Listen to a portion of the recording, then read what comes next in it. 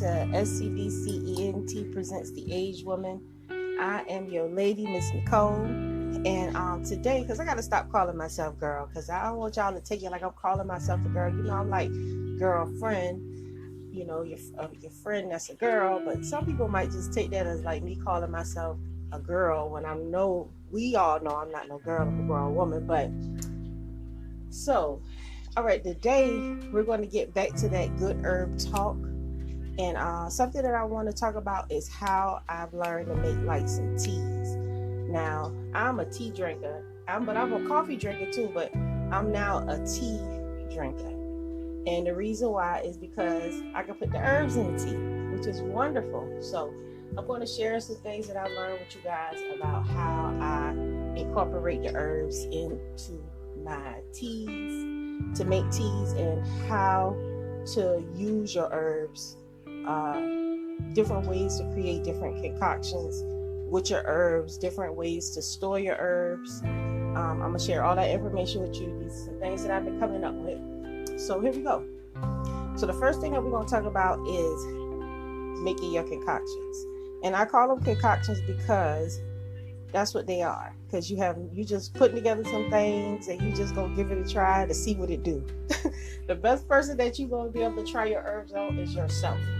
If you start doing research about your herbs and you decide to purchase some herbs and some dry herbs to put together yourself some tea, try it on yourself first before you try to try anything on anybody else, right? Because if you don't know what it does, how are you going to be able to promote what it do? You know what I'm saying? So right now you are speaking to somebody that done had her first cup of herbs this morning.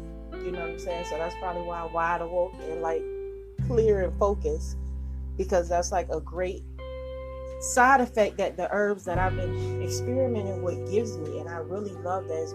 It makes me aware and focused. You know what I'm saying? And that's like a really great thing. And as I told you guys earlier, my teapot is like my friend. So when I set up my herbs, I do it two ways. Sometimes if I'm in a hurry and I don't have time, I will just throw some in the teapot and just, especially with senna. You just throw the senna in the teapot and you can make some great senna tea really quick, and it'll just work in 3 hours. Perfect. You can don't fill up the teapot. I usually use about 2 1/4 cups, because that's what's in the bag. I don't know, just use a cup or half a cup. Don't start all that, because a lot of times you need to just learn the eyeball like grandma used to do. But we'll be right back after these messages.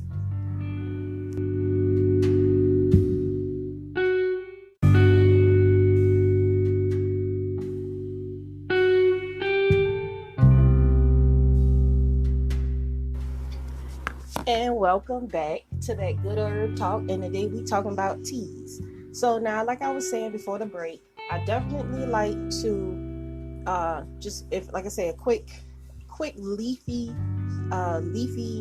herbs can be done in the teapot really well and quick. Okay, so like dandelion stems and different dried flowers, they can be definitely processed quick in your teapot. In your coffee pot.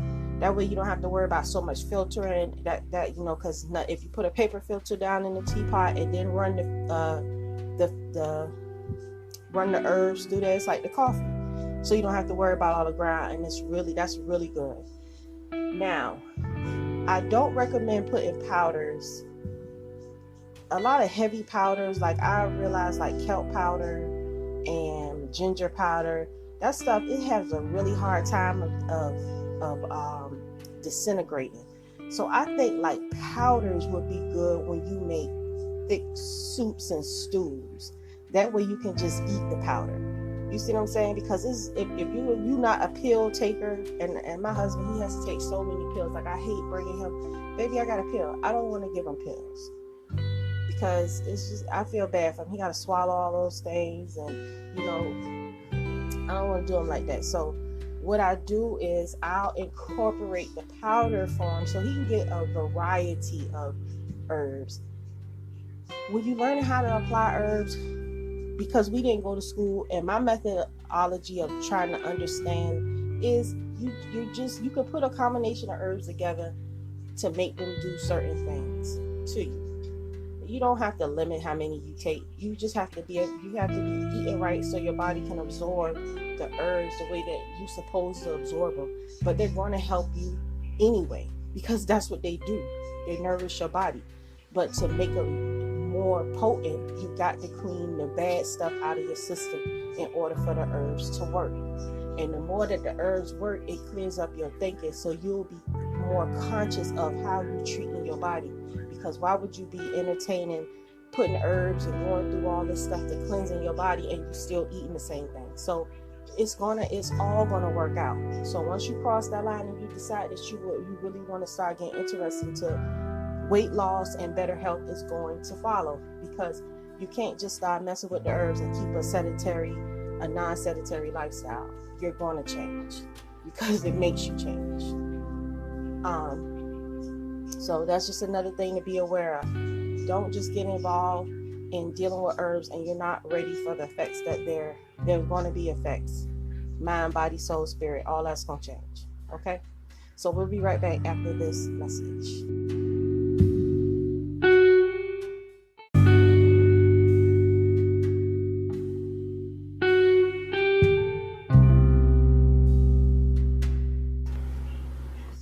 All right, and welcome back, guys, to that Talking Tea. And I almost forgot what the name of my show was, but I got you. So you can't hear me. Okay, so back to what I'm saying. Okay, so the next thing is boiling the teas.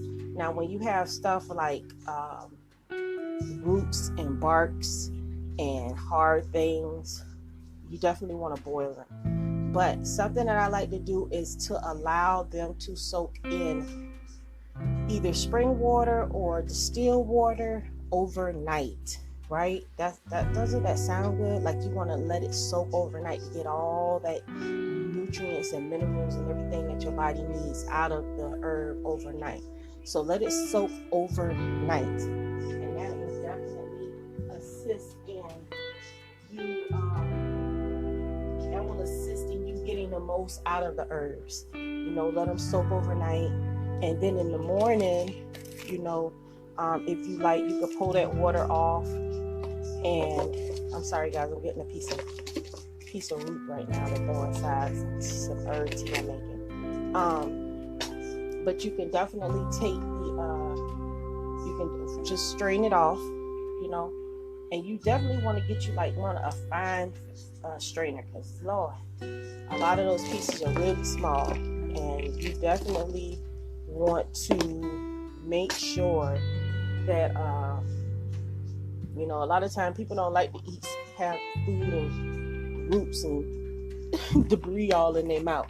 So you definitely want to get you a fine filter, one with definitely the finest mesh you can find, one of the finest meshes you can find. I have 3 different ones. I have just a regular funnel, a mesh screen, a very fine mesh screen, and then just one of the handle scoopers, like a strainer, and then I have a regular colander strainer. So definitely gonna make sure that everything is filtered out.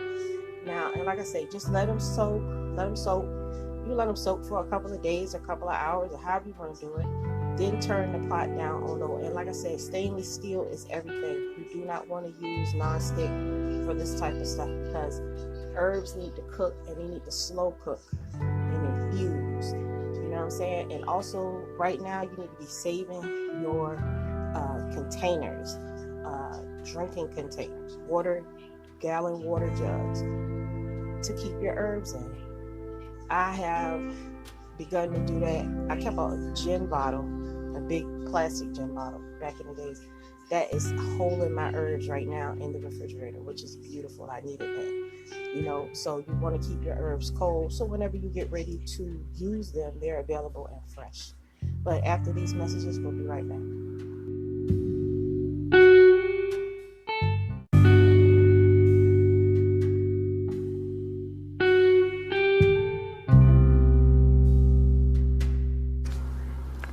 Hey everybody, and welcome back. And today we're talking about teas on that good herb talk. So just to wrap up, what I'm saying is, like I said, once you start balling, you're definitely going to have leftover tea and concoctions. So what I found is that if you're a bottled water kind of girl, save your bottled waters, get a Sharpie, and write on that bottle what that is and the date, and keep it in the refrigerator. You gotta have a Sharpie because you're gonna need the label. When you combine in different herbs, you're gonna always label, period, whatever you have. And you want to start saving your glass jars, because your herbs can be saved in glass jars, or you can just go out like I did and just get a flat of mason jars and fill them all up, and those come in really handy. But start saving your jars with the lids, because those are going to be so valuable to you if you're really interested in getting into dealing with herbs. And let's see, I cook, like I said, we put the herbs in the food. When you're making herbal tea, don't be afraid to reach out and buy different teas. I found good tea at the dollar store. I found some black tea, green tea, some cranberry apple tea, some mint tea at the dollar store, and I brought it home and it was delicious. You know what I'm saying? So don't be afraid. I also buy the Bigelow tea, that expensive one. I get the Twinnings. I buy a variety of different, herbal teas, but then I mix the natural herbs with the herbal tea to get the maximum effect out of the tea, and I feel great. I'm not even gonna lie. Like, I started this journey because of my husband, but in the process, I also know that I needed to get myself healthy, and I have been, like, before, my back has been bothering me a lot, and my pain was, I'm gonna say it about a 5, when I first started, because I just kept noticing it. But now it's like down to probably a 3, and I've only been really on the herbs for about 2 weeks now, So, but you don't even have to really go out and buy nothing. If you really want to just start seeing results in your health, just start cleaning your system out. Pooping. Another good thing that I tried to do, I brought some prunes, soaked them in water, boiled them, made that into a tea. You talk about something that just work you on through, child, Lord help you.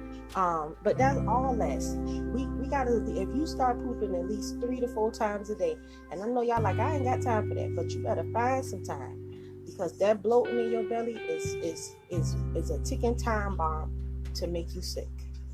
And that's not what I'm saying. That's what Dr. Sadie says. So you don't have to listen to me, but I think that everything that I'm telling you is what I've heard Dr. Sadie say out of his own mouth. So please take hold to the word. You know what I'm saying? Take hold to what I'm saying, because I'm about, in the process, my process of me learning what I need to do from the man that actually healed, other than Jesus, the Hawashai, but healed. This man healed people with just the herbs. You know what I'm saying? So I think that we need to at least entertain his methodology and apply his wisdom, because that's how we're gonna heal ourselves. And I'm seeing it work. I have a husband that is sick, but through the herbs we have managed to keep his blood up. So he's still anemic, but instead of his blood getting lower where he would need a blood transfusion and different, blood products, he hasn't needed that, because he's been taking the herbs that I've been giving him, that the Most High led me to. Because all glory, honor, and praise goes to the Most High. This ain't me. I'm not that smart. But when I put my faith and my trust in the Most High, and I believe that He's going to give me what I asked Him for, and He did that. You know what I'm saying? So all honor, glory, and praise be unto Him. And if you have the spirit of healing in you, you have to be a healer. You got to walk in your purpose. If the Most High is calling you to do something, you need to be a willing participant and go hard at it, because it's a reason why He wants you to do that.